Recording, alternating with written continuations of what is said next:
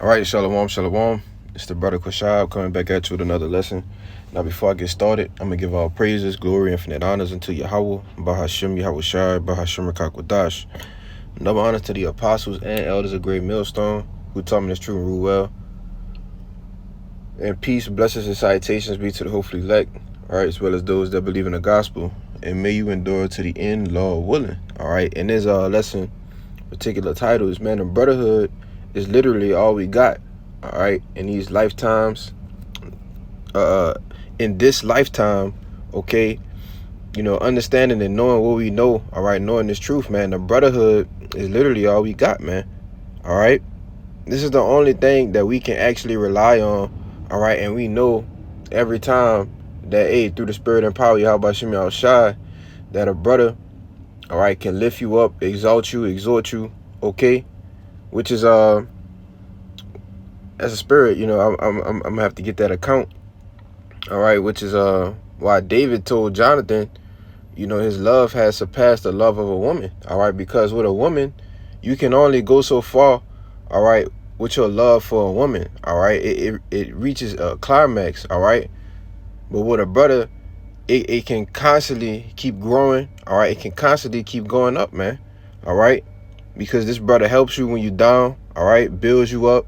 All right, exhorts you to continue in the faith. All right, and hey, man, this is what the ministry, all right, is the body all about, But it's just exhortation. This kind of was I was on the phone with a couple of bros yesterday, and hey, man, Jake catching hell, man. All right, but it's on us brothers that's dwelling with these other brothers, all right, the other Akim, all right, to have to put out exhortations, man, all right, for them to continue in the faith, all right. And hey, as we get closer to the end, things are going to become much and much harder, all right, which is why these exhortations are needed, man, But I guess I'll start off with that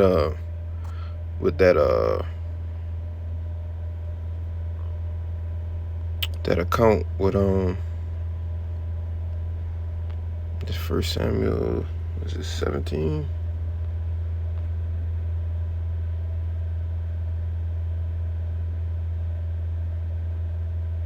I know it's 22. I know it's verse 22. Is it Samuel 17? It might be 7. Salakia, just bear with me 1 second. I'm gonna have to search it up.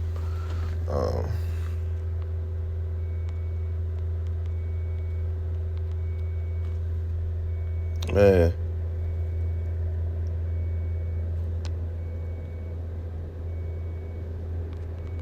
Salakia, man. I should have. It just hit me when I was, making that point. 2 Samuel 1-26. Wow. All the way off, man. All right. Now it says, I am distressed for thee, my brother, Jonathan. Very pleasant hast thou been to me. Thy love to me was wonderful, passing the love of a woman. All right. This is David, all right, ultimately mourning, okay, after, Saul and Jonathan ultimately was put to death, But this is, a key point, man. All right, as David ultimately showed us that, hey, man, the love that he had for Jonathan surpassed the love for a woman. All right, because when you go into the history of things, you had Jonathan putting David on game. Because if you know about this, this story, you had Saul wanted to kill David. All right, so Jonathan was putting him on game. All right, showing them the ropes, basically, telling them, hey, they're going to be looking for you over here. You go over there, different things like that, man. All right, just putting them on game, putting them on G, And when you go through a constant, all right, growing up together, all right, when you go through a constant battle with someone, or you constantly getting in different situations with someone, all right, it's a lock you. Just trying to see what's going on. But when you like say, you know, for instance, you got a best friend, right? This is what David and Jonathan were, man. All right, they were like best friends. All right, David was mourning here because he lost his best friend, man. You know, but you know, that was the point. All right, because I just wanted to hit that home. All right, because the love that you have for a brother, it goes way deeper than the love that you have for a woman. You know, so this is Acts chapter 14 verse 22. Kind of got off the point of the topic, but it says, confirming the souls of the disciples and exhorting them to continue in the faith, that we through much tribulation enter into the kingdom of Yahweh. All right, we through much tribulation shall enter into the kingdom of Yahweh. All right, and hey man, we gotta bear whatever the Lord puts upon our souls, man.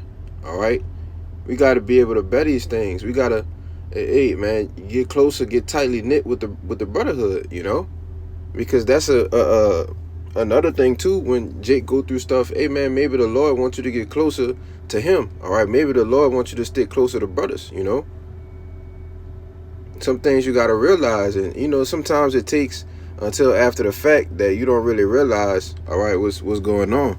You know, you don't really realize what is the Lord trying to show me until after the fact, man. You know, but hey, at the end of the day, the brotherhood is all we got. All right, this is all we have to rely on. You see, we can't trust in our families. All right, we can't trust in our fathers, mothers. All right, friends of the world. You see. The only thing that we have to trust here in Babylon is the other brothers, man. All right? I'm talking about the brothers that's on the side with you, all right? Pushing his word, man, in sincerity and truth, all right? The true men of Yahweh Ba'Shem Yahushua, you see? But this is Luke 22, verse 31.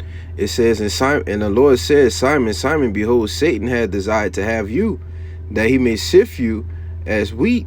But I have prayed for thee, that thy faith fail not. All right, and hey man, you gotta pray for the Akim, man.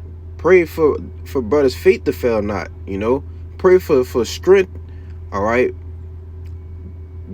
pray to give strength, that the Lord send strength to the brothers, man, to endure whatever it is that they may go through. You know, you got to pray for that, man. All right.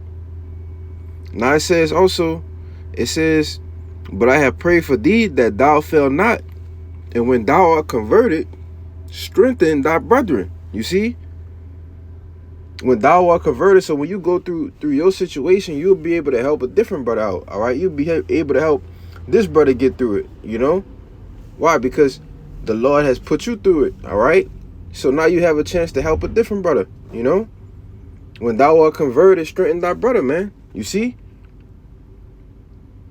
And this is red letters. This is Yahushua speaking. So if it was said to Peter back then, all right, how much more now us in this last reincarnation, man?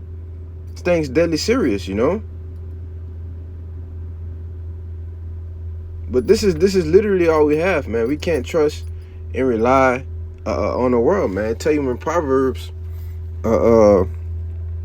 see if I can find it. You know, it's kind of on the fly, right? I can't really think. Maybe it might be in Sirach.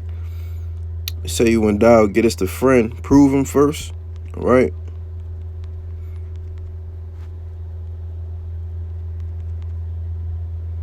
Yup, Sirach chapter 6, verse 7, it says, if thou wouldest get a friend, prove him first, and be not hasty to credit him. All right, and hey, the Lord is proving his friends, man.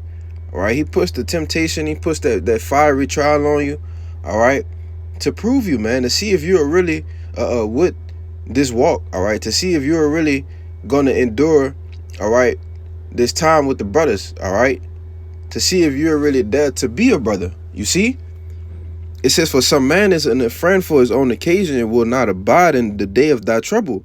You see, in some friends, all right, and even those that are among the body are just a friend for their own occasion, man. Just a brother for their own occasion, just a fellowship, just to be there to do folly and, you know, do things and just kind of not operating in the spirit, you know. And that's they fall in the same category with the people of this world, man. You see, They fall in the same category as your friends, all right? And all of those others that's going to betray you in the day that when persecution come down, man. You see? That day, the day of thy trouble. You see? It says, and there's a friend who been turned to enmity and strife will discover thy reproach. Again, some friend is a companion at the table and will not continue in the day of thy affliction. But in thy prosperity he will be as thyself and will be bold over thy servants. All right? Now I'm going to jump to 14. It says, a faithful friend is a strong defense, and he that hath found such in one hath found the treasure. Nothing doth countervail a faithful friend, and his excellency is invaluable. A faithful friend is the medicine of life, and they that fear the Lord shall find him. You see? It says, whoso feareth the Lord shall direct his friendship upright. For as he is, so shall his neighbor be also. All right? You see? Companions with those that fear the Lord, man. Companions with those that fear Yahweh B'Shem Yahushai. All right? These are the true faithful friends. All right? The men that's fearing Yahweh B'Shem Yahushai in all truth, sincerity, all right, and trembling, man. All right? Because that's the only way that you are going to be able to count on a faithful friend. Okay? It says the medicine of life, man. They that fear the Lord shall find him, all right? So only the sincere, okay, are going to have these faithful friends, which are brothers, all right, which is the men that are among you in the body, all right? That's all we have. You see? These are the only thing that we can trust in this world, all right? Which is why we find rest within doing lessons, all right? Within talking on the phone, all right? Meeting up throughout the week, you see? Going to camp, man, all right? This is what we find rest at, in any other thing that got to do with it, you see? But, that was pretty much the point, and Lord willing, this, I know it's kind of sporadic a little bit. It's kind of on the fly, but Lord willing, this lesson was edifying, man. All right, so with that, I'm going to give all praises, glory, infinite honors unto Yahweh, B'Hashem Yahushai, B'Hashem Rekakwadash. Until the next time, I say shalom.